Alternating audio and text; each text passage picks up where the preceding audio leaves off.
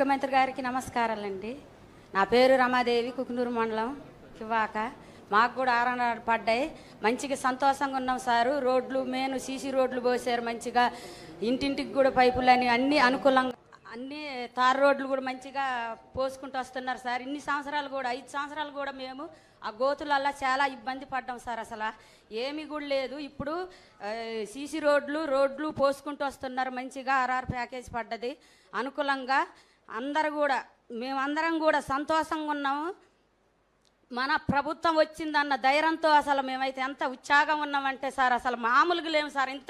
ఇన్ని సంవత్సరాలు కూడా మేము ఒక మహిళలు అయ్యి, ఒక డోగ్రా సభ్యులు అయ్యి ఎంతో ఇబ్బంది పడి సార్. అసలు మేము మా కష్టాలు ఎవరికి చెప్పుకున్నా కూడా పట్టించుకునే వాళ్ళు కాదు. ఇప్పుడు మన కష్టాలు తీరవటానికి మన ఇంటి ముందే ఉన్నట్టు అనిపిస్తుంది సార్ మాకు.